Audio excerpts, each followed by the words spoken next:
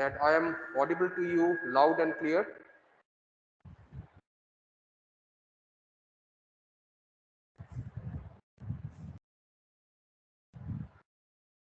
Students who are online, could you please confirm that I am audible to you?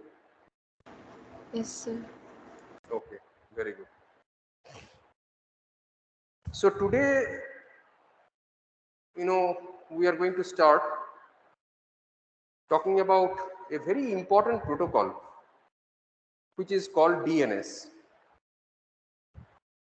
And why it is important, that will become very clear shortly.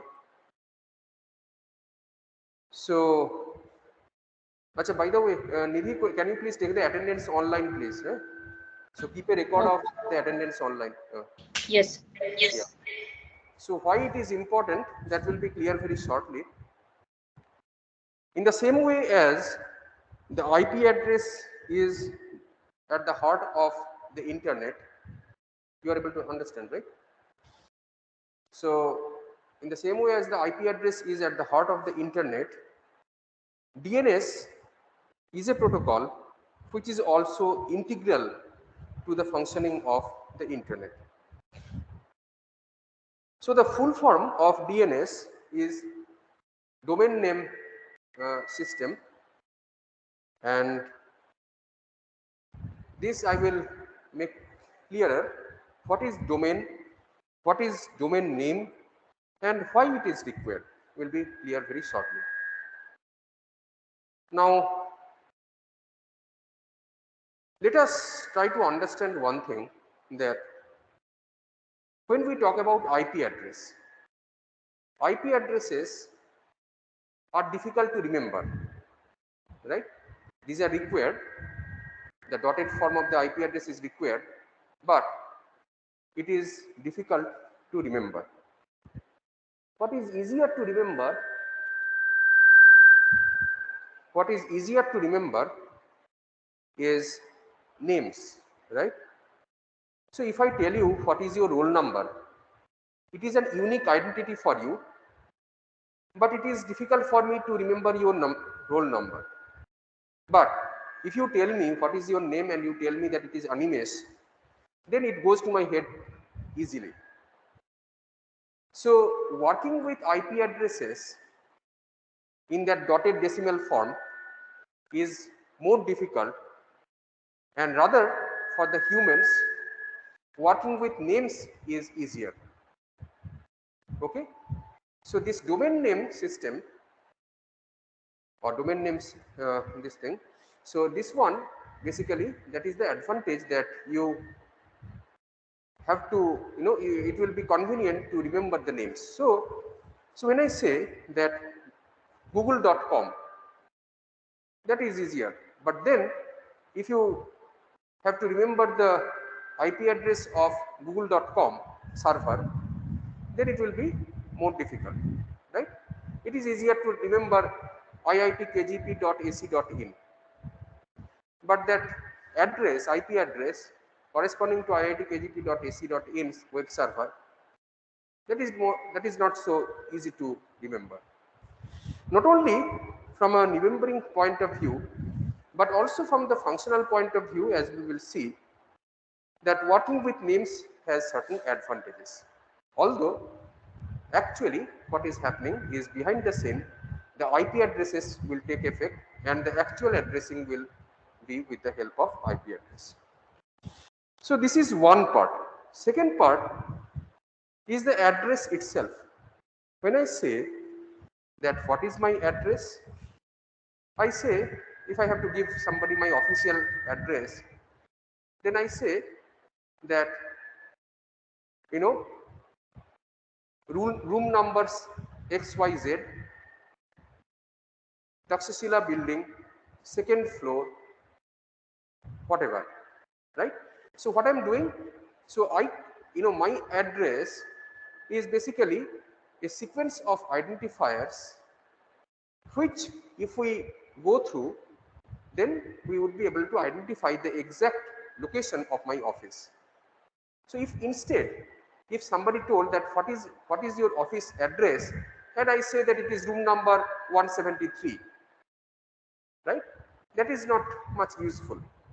But if I say that room number 173, second floor, Takshashila building, IIT Kharagpur, then that is complete and can be used, right? So these are the two aspects that are actually taken care of by DNS. So let us try to understand. So first thing is, as I was telling you, you need naming systems in order to give, in order to identify the objects. Now, IP addresses or addresses in general are useful for that purpose, but working with IP addresses is not so easier. So that's why it is easier to work with names because you can remember the names.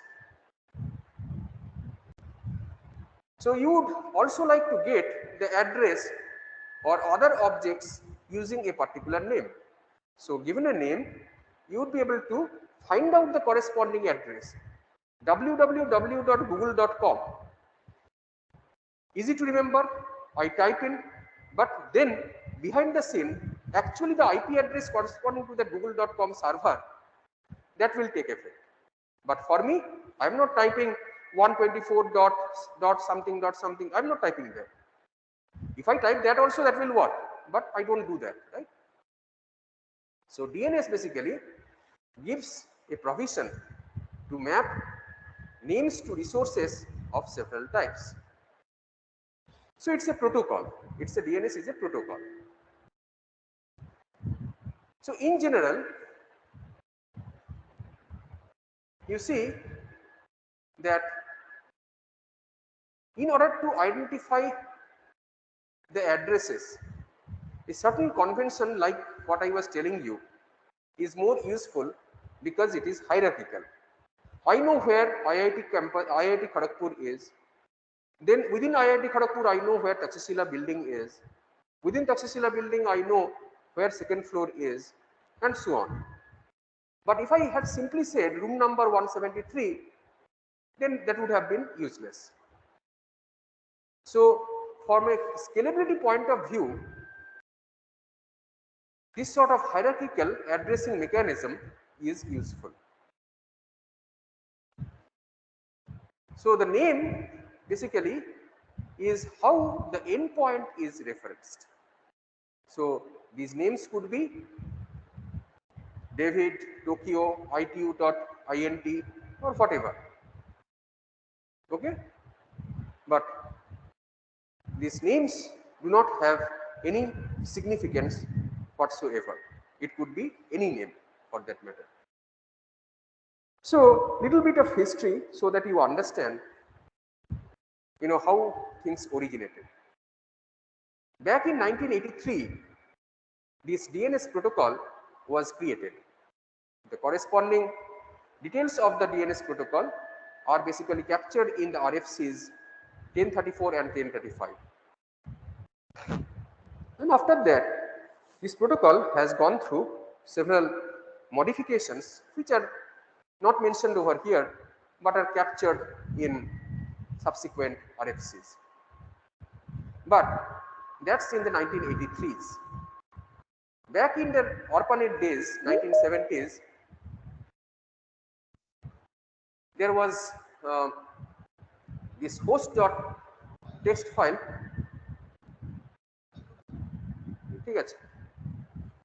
Host.txt file that was maintained but by SRI NIC, which was pulled from a single machine. So in other words, these sort of names containing the list of hosts that are possible, this is to be maintained in a single machine those days in the 1970s. Hello? Yes. Sir, am I audible? Yes, you are audible. Sir, the screen is stuck for online people, like on the first slide only. Screen is not visible. Sir, it is stuck at the first slide only. So, Oh, is it? Okay, yeah. thanks for pointing out. Let me try to figure out. So you are not able to see the naming history slide, right? No, sir, it was from the start at the first slide only. We didn't show anything. I didn't understand what you said. Now, since you have moved, we can see the naming history slide, but earlier it was not moving.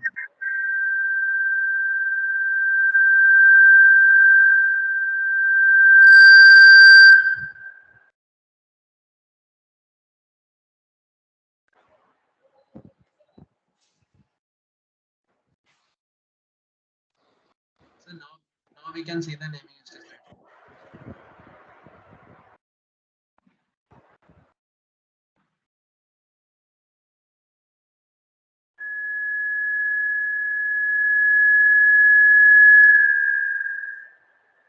What do you see? What do you see? Now we can see the. You see the naming history slide?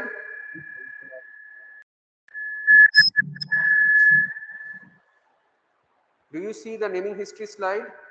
Yes, sir. Am I audible? You are audible, but you confirm whether you are able to see the naming history slide. Yes, sir. Now I can see the naming history slide. Okay. Now, wait.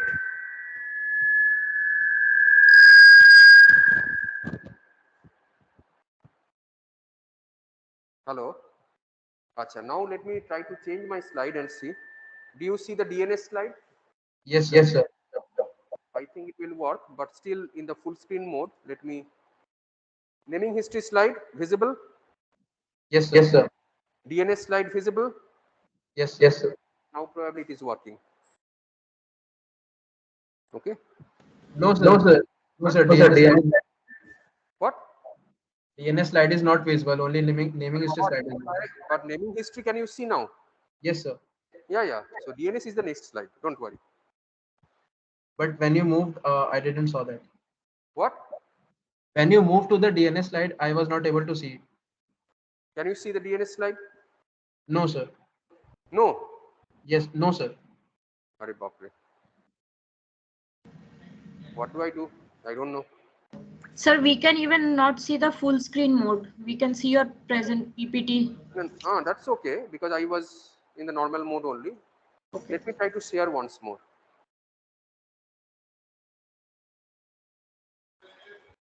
Huh?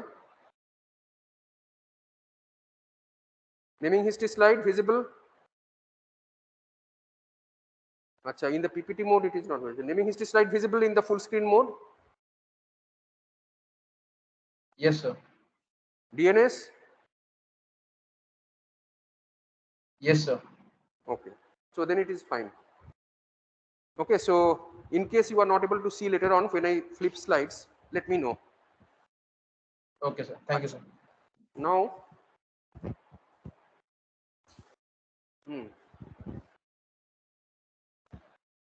So those days, basically the internet was not as big as it is today. And particularly when it was started, you know, having the list of all the hosts in one file in one computer, that was sufficient. But then as the internet grew further, there was some mechanism that was required in order to basically maintain the different hosts using their names, etc. So this is where this DNS protocol formally came into being. So DNS basically provides a lookup mechanism for translating objects into other objects. So that's in the generic form. So basically, you can think of DNS to be helping in converting the IP address to the DNS names and vice versa. So it provides a lookup mechanism, right? And DNS basically has a globally distributed form of structure, which I will tell you shortly. It also has certain properties like, it's loosely coherent, it's scalable, reliable, and offers a dynamic database. So some of these properties we'll take up individually and we'll try to understand in detail. So DNS basically comprises of three components. a namespace. It has servers that make the namespace available, and then there are resolvers which are actually clients which will query the servers about the namespace. So DNS is all about names and names. So you need to the resolvers need to query the DNS server and get the response corresponding to that particular query. So let us try to understand DNS using this particular figure. So you see that, let us say that, this is your host. Let us say that this is the host and this is the DNS server. Within the host you have the DNS client. This DNS client basically queries the DNS server. But before that, let us try to understand that what happens from the user to the DNS client. So basically, this user is going to pass the host name to the file transfer client. Now this file transfer client will pass that host name over to the DNS client. Now the question is that what does the DNS client do with that host name? So what this DNS client will do is that it will use the default DNS server name that is already configured in it. It is going to use it in order to connect to the DNS server. So when this computer where the DNS server name is configured, right? I told you earlier that IP address, subnet mask, gateway, etc. need to be entered. So similarly, basically when you are configuring a particular computer to connect to the internet, you also need to configure this DNS server. So the DNS server address also needs to be entered. Now on boot up, basically this DNS server, DNS client basically knows that what is the DNS server address, because this is what is already pre-configured within it. Okay. Now this query reaches the DNS server. The DNS server sends a response back to the client. Okay. Now this client basically will get the IP address corresponding to that particular this thing, the name, corresponding to host name. Okay, because the DNS server already knows what is that particular IP address. So that is going to be offered to the DNS client. The DNS client, what it will do? It will pass it on to the file transfer client, and then this file transfer client is basically will provide it to the user. Now this is the overall process, overall structure by which this DNS client and server, they talk to one another. Now let us try to understand the nitty-gritties, the exact details in the process. So for doing this, we need to understand a couple of concepts. The first concept is called namespace. So namespace, basically, as this name suggests, some kind of unambiguous naming has to be given, right, to the different hosts. Now you see that, if I take my name Sudeep, so this Sudeep in this classroom, if there is no other Sudeep, so if you refer to me by this name, this is sufficient. But that doesn't mean that another classroom there won't be another Sudeep, right? So locally it is unique, but basically across, right, it may not be unique. So we'll understand how this naming is going to be done, but this namespace basically it provides this unambiguous naming mechanism to the different machines, okay, with control over the binding between the names and the corresponding IP addresses. Now you see that this particular namespace can be maintained in two logical ways. One way is to have a flat space. Flat space means that every name is going to be mapped to a particular IP address directly. So a name in this space will be a sequence of characters without structure. Any sequence of characters will become a name, and that corresponding mapping with the IP address, that also can be done, will have to be provided. So these names may or may not have a common section. If they have a common section, then it will have no meaning. So this is basically a sequence of characters which will basically define a particular name.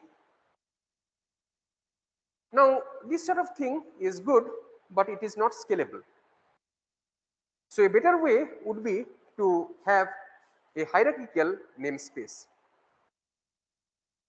Hierarchical means that in the same way as an IP address is 204 dot something 122 dot something, here also, so that's hierarchical. Here also it is hierarchical, so google.com, iitkgp.ac.in, so that's the hierarchical naming. So you see that the overall name will have several parts separated by dots. The first part can define the nature of the organization. Which one? For nature of organization means .com, for example, means a commercial organization. .in, India specific addresses, like that. .edu, educational institutions. So the nature of the organization. The second part can define the name of the organization.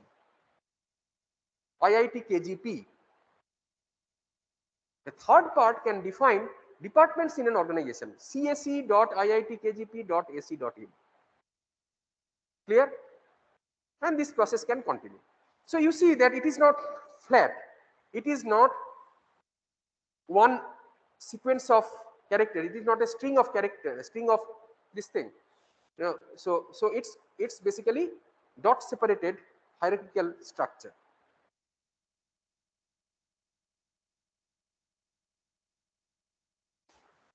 So if you map this domain name space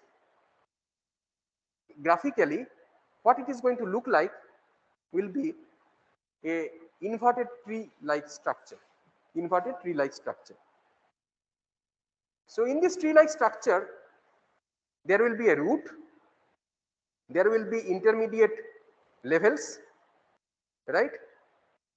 So it is going to be like this. So so altogether the number of levels that you can have starting from the root is going to be 128 maximum in DNS. So the root will be level 0, level 1, level 2, and this process can continue all the way up to level 127.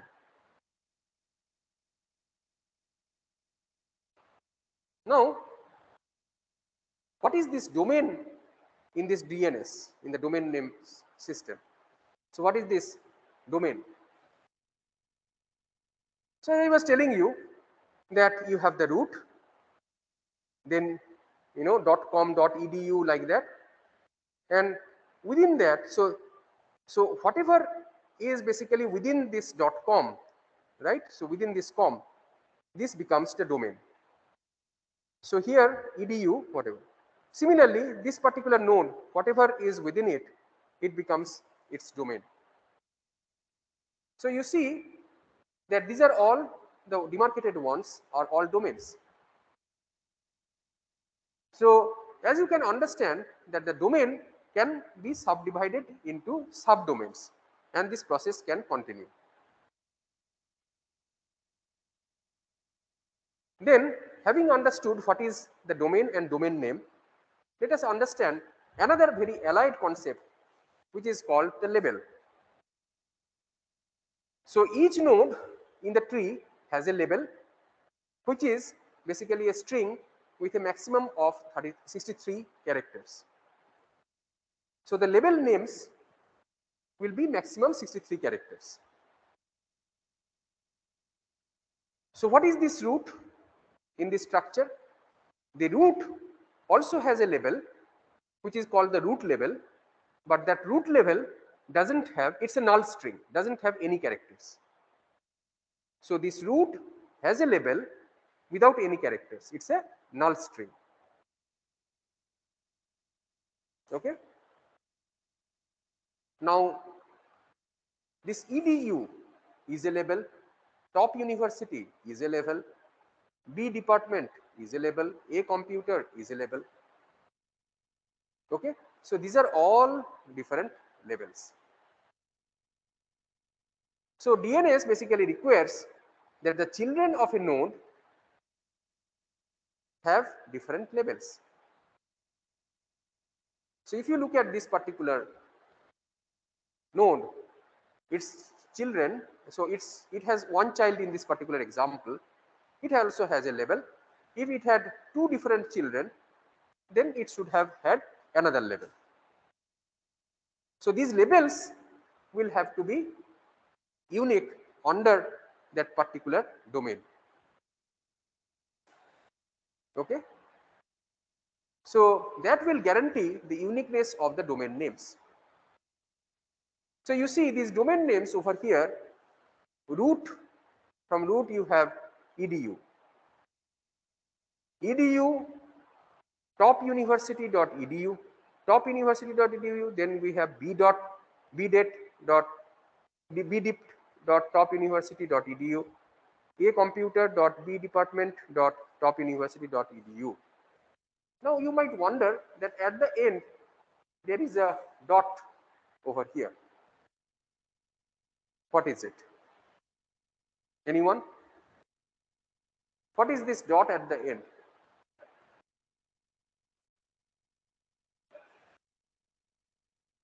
So that shows, no, it's not lost. You see, it is over here also, it is over here also, it is over here also.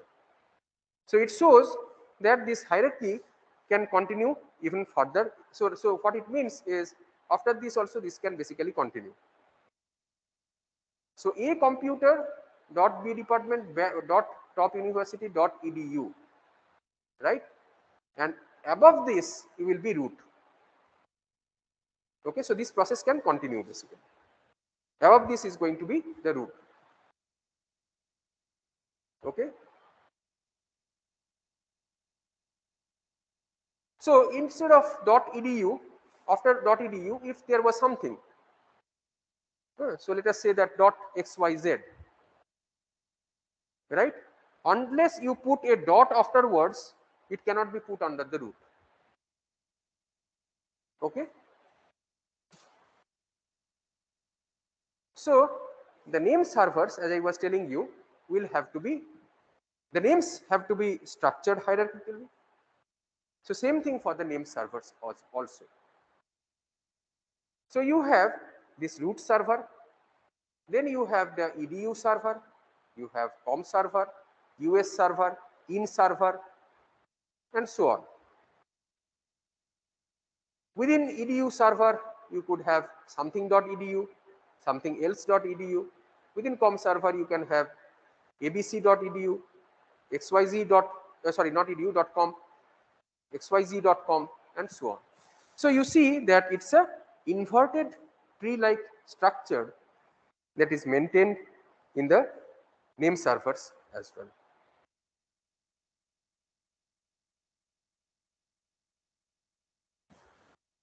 Now let us try to understand what is the concept of the zone. We have seen what is a domain. Now let us try to understand what is a zone. The complete domain name hierarchy cannot be stored on a single server. So it has to be divided between different servers. One server cannot hold the entire internet's domain names, right? So it has to be separated, and hierarchically this has to be stored in the different name servers. So a server, so many servers are there, many name servers. So a particular server will be responsible for a particular area which is called the zone. So over the zone, that particular server will have authority over that particular zone. So a zone then becomes the contiguous part of the tree. So as you can see over here, if you consider this particular tree with the root over here, this is a zone corresponding to this particular node. This is also a zone and so on. So basically the server corresponding to it, whatever area it has authority over, that's called a zone. Now delegation. Administrators can create subdomains to group different hosts. So according to the geography, the organizational affiliation or any other criterion, this particular subdivision can be done. So an administrator of a particular domain can delegate the responsibility for managing a subdomain to someone else, but this is not mandatory. And the parent domain retains the link to the delegated subdomain, and the parent domain basically remembers who it delegates the subdomain to. So let us try to understand this delegation process corresponding to the zone. So as I was telling you that the server corresponding to a particular zone has administrative authority over that zone. So you see these zone administrators will be responsible for the portion of the DNS's namespace. Now you see this net, .net, right? So this net basically, it has authority over this entire zone, right? So from the parent to the child, entire thing it has authority over. Same goes for this one and this one as well. So this is basically this net domain. For write, this will be the domain and so on. And the corresponding zones are also as shown. So there is only a fine line of difference between the zone and the domain, as is evident pictorially. So what is this root server? So this root server is the server whose zone consists of the whole tree. So you see this root server will contain the whole tree under it, and above it there is nothing else. That's the root. So a root server usually does not store any information about the domains, but delegates its authority to other servers, keeping the references to those servers. There can be several root servers, each covering the whole domain namespace, and the root servers are distributed all around the world. So above the root server, you do not have anything. You have one root server, another root server, another root server. Like that, actually, you have like this, spread out throughout the whole world. So if you look at the internet in particular, it is like this. So you see that for the internet, we have Aero, Biz, Com, Co-op, Edu, Gov, like that. Okay. So within Edu, there is some UCI. So this will be uci.edu dot. Dot means connected to the root server. It doesn't have anything beyond.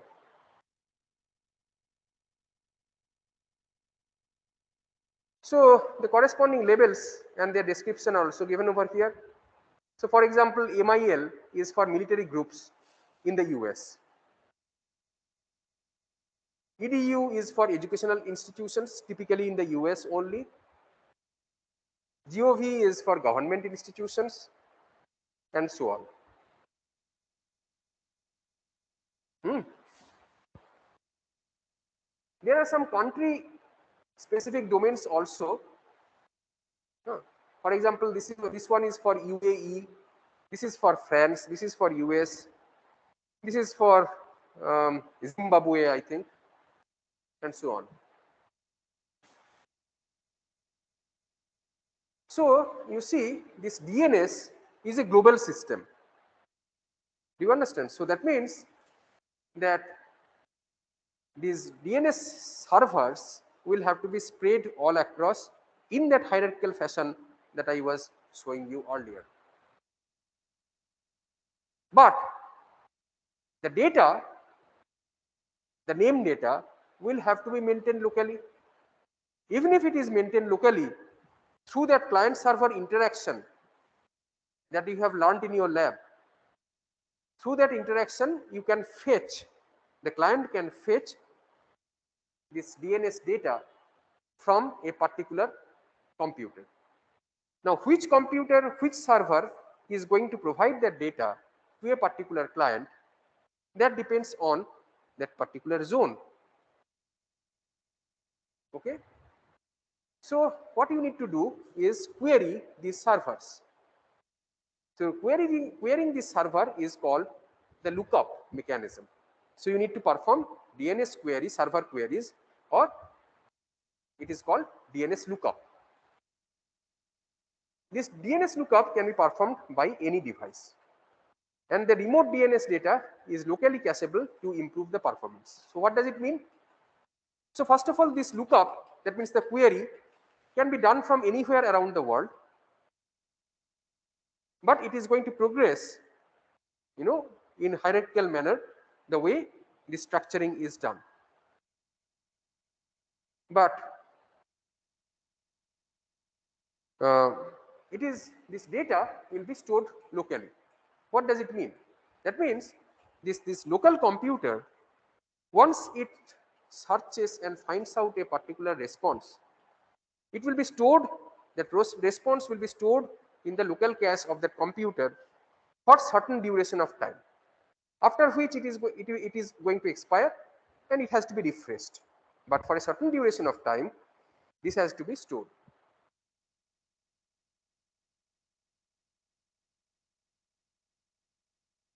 So the different features, like for example, loose coherence, scalability.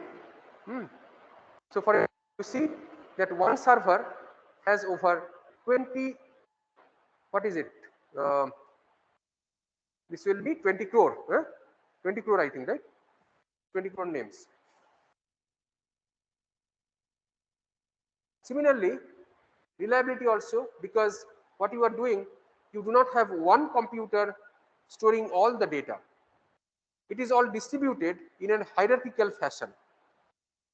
So you see that this is going to be more reliable, because if some computer somewhere goes down, there are other computers which also have some local cache information about this naming service, and it is going to provide the names to the slaves. Now these clients basically can query the master server, or it can query any of the copies at the slave servers. Okay. So how this process happens, I will show you exact stepwise, but as you will see, the first point to query is not any of the servers but the local cache. Now the question is that what is the advantage of the cache? If you are querying the cache, then it can be done, this, the query can be executed very fast. But if you have to query a remote device, in case that local cache doesn't have the information, then that's going to take a lot of time, because that client server interaction will have to happen in steps. Okay.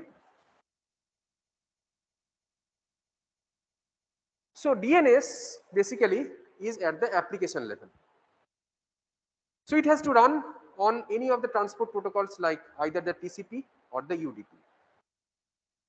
DNS uses TCP for zone transfer and UDP for name, and query is either regular or reverse. So forget about this part, but basically for zone transfer it is TCP, and for querying of the names etc. it is UDP. So UDP can be used to exchange small piece of information which we already know, whereas TCP must be used to exchange information that is larger than 512 bytes. Now this is something that you have to remember, that DNS basically supports this UDP, and for only small pieces of data which is maximum 512 bytes. So if the client doesn't get a response from the DNS, it retransmits after certain interval of time.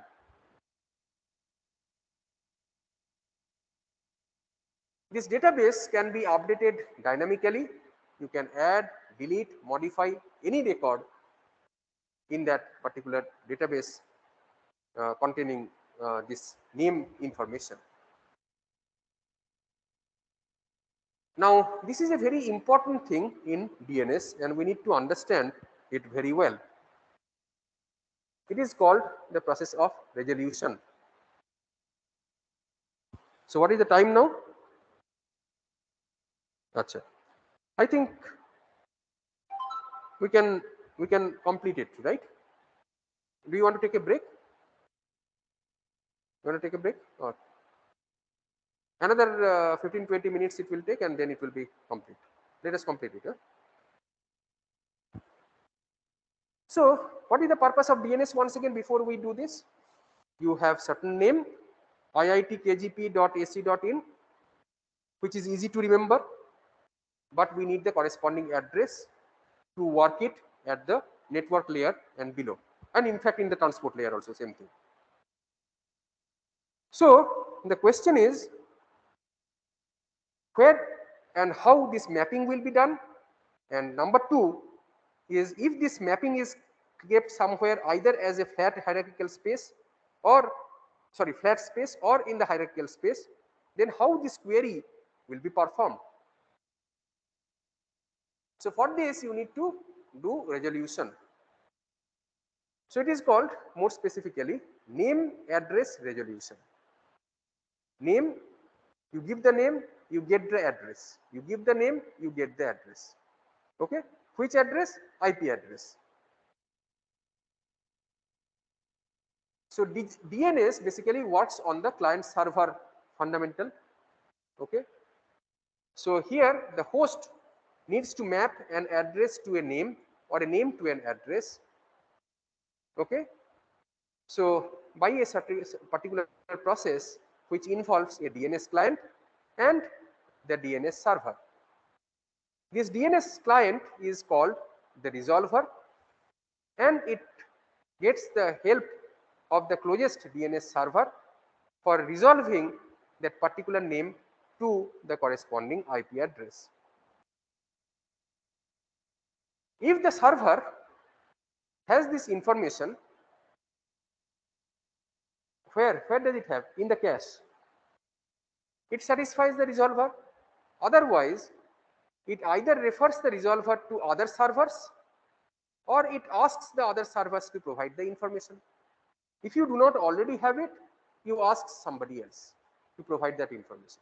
If that fellow doesn't have it, he will ask somebody else to provide the information. So as you can understand that this resolution process works in different steps. So after the resolver receives the mapping, it interprets the response to see if it is a real resolution or an error, and then finally delivers the result to the process that requested that resolution. So this resolution process can be done in one of the two ways. One is called recursive resolution, the other one is called iterative resolution. This is basically the heart of DNS. Remember that While preparing for DNS, you should not skip resolution. It's a very, very important topic in DNS. So it can be either recursive or iterative. So we need to understand the steps in recursive and we need to understand the steps in iterative. Recursive resolution, iterative resolution. So first let us understand this recursive resolution. Let us say that you have some source computer, a client, which is part of a particular ISP whose name is ANET. And this particular client, okay, needs to send some information to a destination which is in another network. So this is ANET network and this is McGraw-Hill network. Okay. So what it will do? It will type the destination like this: engineering.mcgrawhill.com. You are on your browser, you type engineering.mcgrawhill.com. You don't type in 124 dot something, you don't type that. You type this destination. Now what happens? That request will go to the local server corresponding to this ISP. ISP means what? Internet service provider. This local server, if it can resolve, it is well and good. If it cannot resolve, it sends one way up. In this example, it goes to the root server. This root server, it will then send this request to the top level domain server. So what is the top level domain server? It is .com. So this root server is going to send to the .com server, this .com. So then this request from the .com server will go to the local server, which is this one, which is this one. Now this fellow, it knows what is the destination because it has the local destination information in its cache. So what it will do?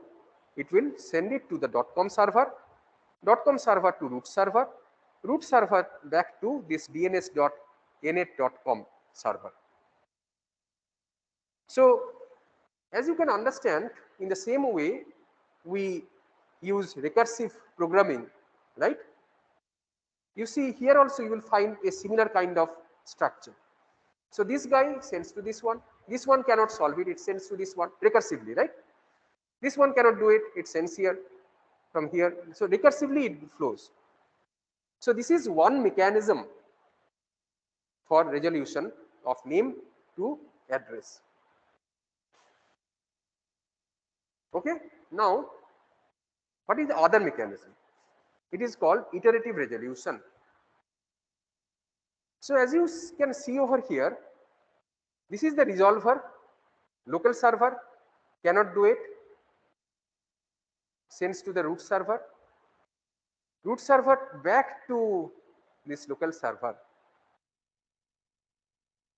Then again you see from this local server to the top level domain server, which is .com server to this one.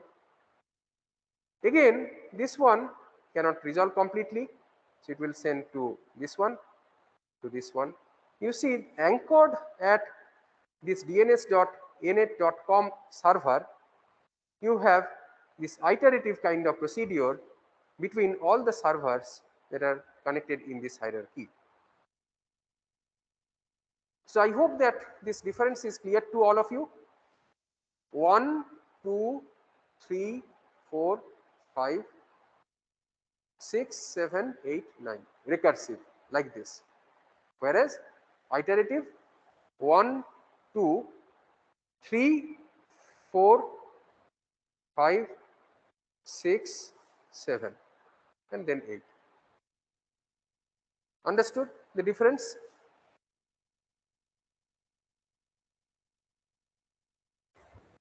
This caching is very important. So every time the server receives a query for a particular name that is not already in its domain, it needs to search its database for the server IP address.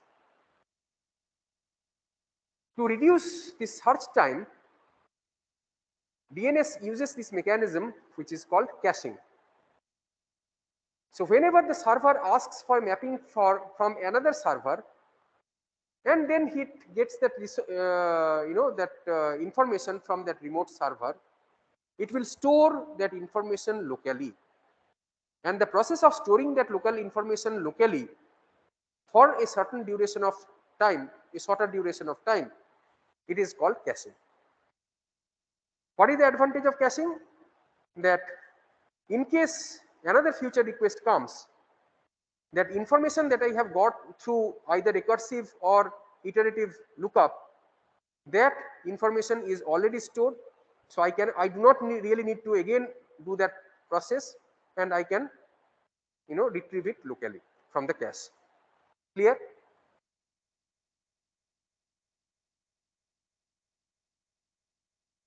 So how long the caches are going to be maintained? For a TTL duration of time. And you know what is TTL? Time to live. For time to live duration of time, this cache is going to be maintained with that particular information.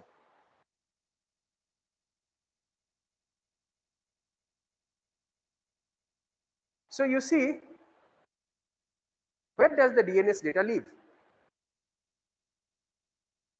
So you see that this is your DNS server, master, this is your database, this is the caching server, and so on. So you see, and these are not the only ones, right? So these sort of things, these are generic things which are spread out across globally.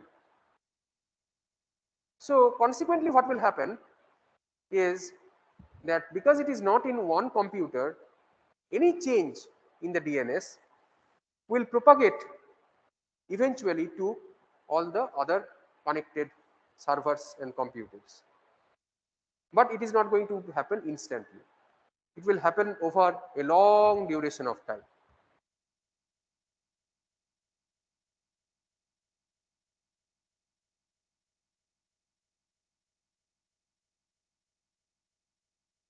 Now, this information will have to be stored somewhere in that registry. So what will be stored? What will be stored is basically this thing. So the name server will store a database of something called resource records. So this resource record has 5 parts. The first part is called the domain name. Second part is called the type. Third part is called the class. Fourth is TTL. And fifth is the value. So this domain name field is where this resource record, the identification for the resource record is basically maintained. So it is the name. So this name is the identifier for this particular record. This value defines the information that is kept about the domain name. TTL defines the number of seconds for which this information is going to last. The class defines the type of network, and we are only interested in the internet class for the internet where the DNS will be used. But remember one thing, that DNS is not going to be used exclusively for the internet. DNS could be used in different other internet networks, not just the internet. So that's why this class IN basically refers only to the internet, but there could be other classes also where it could be used. So different types of resource records, the corresponding types and the different significance of it. So Every zone basically is going to maintain these different records in its zone file. Every zone will maintain a zone file with these resource records. These resource records are going to be specific only to that particular zone. So there could be different types of resource records to represent or map different types of things. The DNS zone file will consist of the directives and the resource records.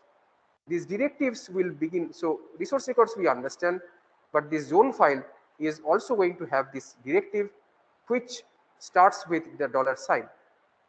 So there are three types of directives. One is the TTL, second is the origin, and the third is the include. TTL, as we have seen, is the time to leave, right? Second is the origin, which defines the base name that is used in the domain name substitution, and third is include, which basically refers to the file that has to be included. Now these DNS requests will have to be forwarded. These queries that are coming, it has to be resolved, right? So it has to be forwarded. The intermediate nodes that get it will have to forward it. So that process is called DNS forwarding. So DNS forwarding is the process by which the particular set of DNS queries are forwarded to a designated server for resolution according to the DNS name in the query rather than being handled by the initial server. So that basically this forwarding process basically helps in this hierarchical system of not only naming but also hierarchical system of forwarding. So that basically in turn improves the network's performance and resilience. Why resilience? Because as I said before, that if one of the servers in between goes down, then also this is going to be resilient and it's still going to work. So for forwarding, there are conditional forwarders, which are DNS servers that only forward queries for specific domain names. It cannot handle all sorts of queries. And then you have this reverse lookup. This reverse lookup is a querying technique to determine the domain name associated with an IP address, okay, which is the reverse of the usual forward DNS lookup for an IP address. So this reverse DNS lookup involves searching the domain name registry and the registrar tables. So this can be used to try to identify the originator's domain name to track, for example, a spammer sending spam. So where do you need the reverse lookup mechanism? You need it where, for example, somebody is making some hacking attempt, right? So you need to know, from where it is originating, or somebody is spamming emails, right? Then you need to use this RDNS mechanism.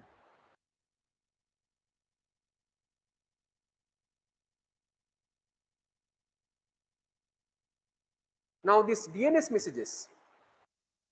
So DNS basically also has this header. Then there is a question section, answer section, authoritative section, additional section. So you see that in the header there are fields like identification, flags, number of question records.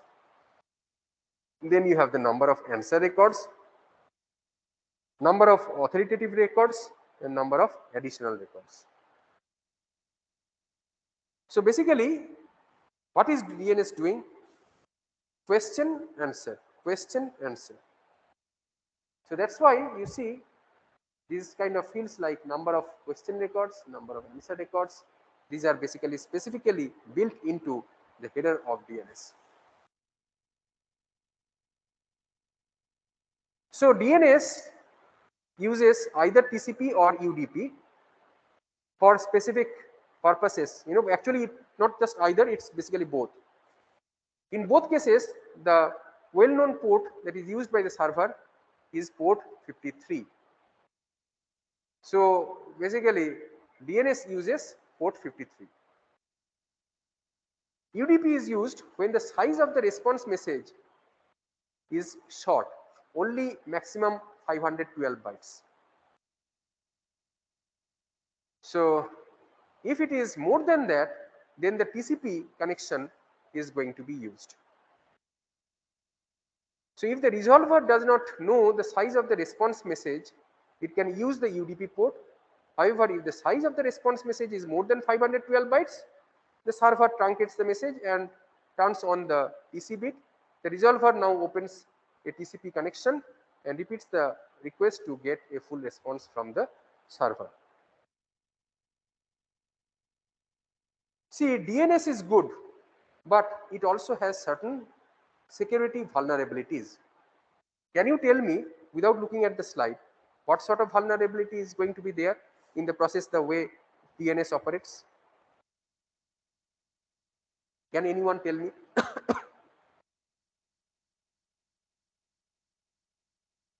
Hmm?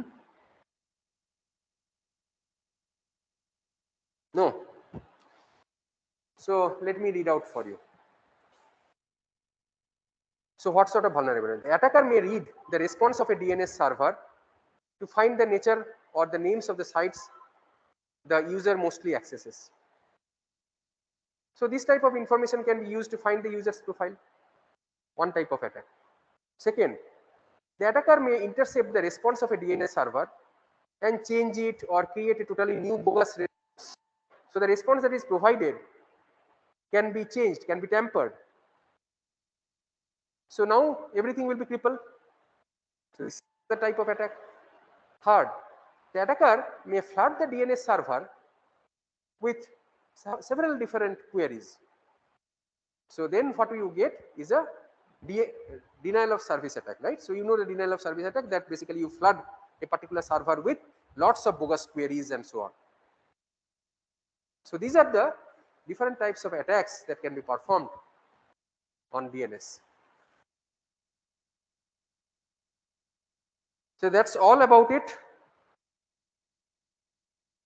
Any questions from any of the online students or from the students who are present locally over here? Yes. These fans are actually domain and zone, very close.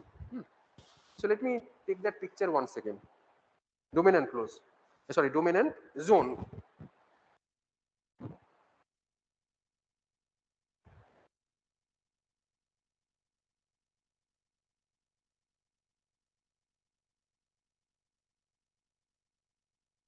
You see over here, this is the net domain because it is under net. And the area under it is going to be the zone. Let us say this one. This is your .com domain. And the zone will include this entire thing. Same thing for this one.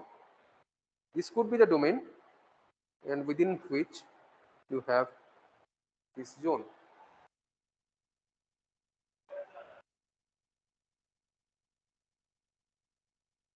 What sort of resources?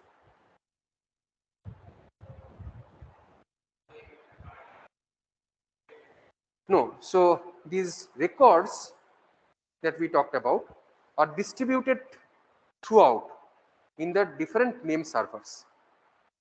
Okay, in the different name servers, these are distributed throughout. Okay, so for example, you know, this name server corresponding to .com, it will contain certain information. It will also have, because within its authority you have, you know, whatever is inside it, so that information will also be distributed locally within that particular zone. Understood? Now if there is another domain that is also distributed, that server corresponding to it, it will have these resources. You remember that record I had shown you? So the record structure, it shows how that information is going to be stored. This one, domain name, type, class, etc. So every server where, you know, these things are stored, are going to store this domain name type plus like this. This is how it is going. So now if there is a query that is coming from somewhere locally or from some faraway distant place, it's going to propagate in these steps, and whatever server has this match, it is going to return that response. Okay.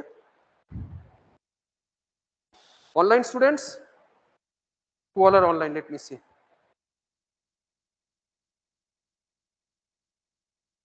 देखो यही तो हालत है, कोई नहीं है, only 2.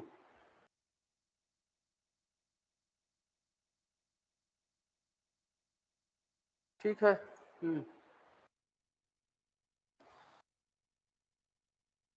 Okay then. So we'll stop over here.